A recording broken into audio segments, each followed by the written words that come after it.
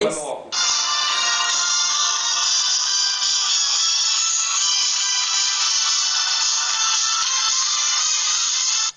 Boa noite. Hoje, 7 de abril de 1831, Dom Pedro I abdica do trono brasileiro. O homem que proclamou a independência do Brasil em 7 de setembro de 1822 e governou o país como um imperador, volta hoje para Portugal. Boa noite. Hoje, no Jornal Nacional, vamos fazer uma retrospectiva desses quase 10 anos de governo, que foram marcados por uma aguda crise econômica, financeira, social e política. Depois da fuga da família real para o Brasil, Dom João VI aumentou o status político da então colônia, fazendo do Rio de Janeiro a sua capital. As primeiras indústrias foram instaladas e intensificou-se o comércio com outros países, principalmente a Inglaterra, que aliás lucrou muito com toda esta situação. Porém, em 1820, estourou a Revolução do Porto, em Portugal, em que o povo português exigia a volta de seu rei. Dom João VI se viu obrigado a voltar em 1822 para o seu país natal. Seu filho, Pedro de Bourbon e Bragança, se negou a voltar, ficando no Brasil. Os portugueses exigiam que Dom João VI reiterasse a situação do Brasil como colônia. A elite brasileira não queria perder os privilégios conseguidos nos últimos anos, e em 7 de setembro de 1822, Dom Pedro I proclamou a independência brasileira. Dom Pedro I buscou retirar qualquer tipo de resistência portuguesa ainda existente no país. Contratou mercenários europeus e reuniu soldados brasileiros, que, sob o comando do marechal britânico Thomas Cochrane, retiraram a resistência. Dom Pedro I foi aclamado primeiro imperador do seu país. Seu primeiro ato foi eleger a Assembleia Constituinte, eleita no início de 1823.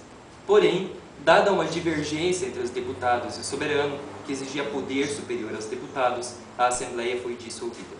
Apesar da independência ter sido proclamada em 1822, só foi reconhecida pela Inglaterra e Portugal em 1825, mediante o pagamento de uma indenização aos portugueses. Após a dissolução da Assembleia, Dom Pedro I reuniu 10 cidadãos de sua inteira confiança e redigiu a primeira Constituição do Brasil, outorgada no dia 25 de março de 1824. Algumas províncias do Nordeste rebelaram-se contra a nova Constituição, na revolta que ficou conhecida como Confederação do Equador, severamente reprimida pelas tropas imperiais. A Constituição instituiu o poder moderador, que dava plena liberdade ao imperador mandar sobre os outros poderes, e o seu governo foi ficando cada vez mais autoritário. A eleição para o Senado e a Câmara dos Deputados era a partir do voto dos cidadãos, porém com algumas ressalvas. Só votavam cidadãos de no mínimo 25 anos e com renda de R$100 mil anuais. Essas pessoas escolhiam os deputados, já os senadores eram escolhidos pelo soberano.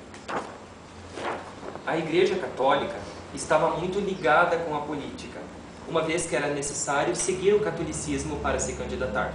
Agora vamos ao comentário de José Neumann e Pinto. Por favor.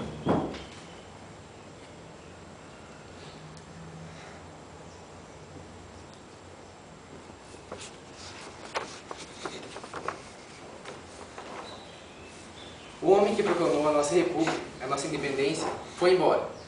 Mas será que realmente estamos independentes? Será que realmente nós temos o nosso país livre de Portugal? Por que ainda continuamos nas mãos de um português? Na minha opinião, só a partir de agora ficamos independentes, com a partir de Dom Pedro I. Porém, o destino do nosso país ainda é incerto. Quem irá nos governar? José Neumann Pinto, direto ao assunto.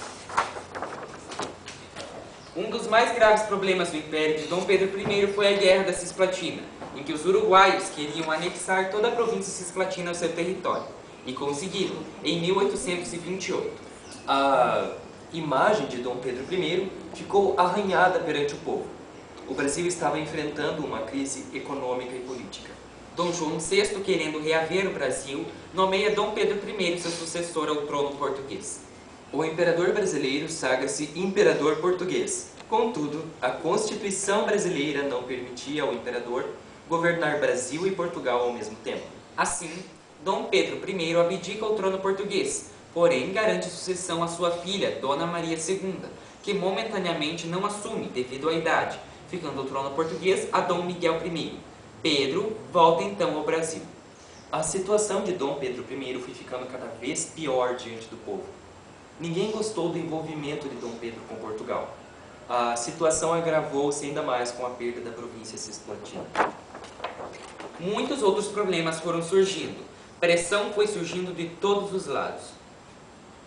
O povo, já revoltado, cercou o Palácio Real em 7 de abril de 1831.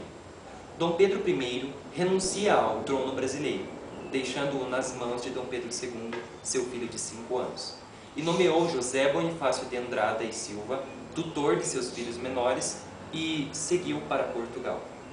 Assim termina mais uma edição do Jornal Nacional. Fique agora com as emoções do capítulo final da novela Que Rei Sou Eu. Boa noite. Boa noite e até uma próxima edição.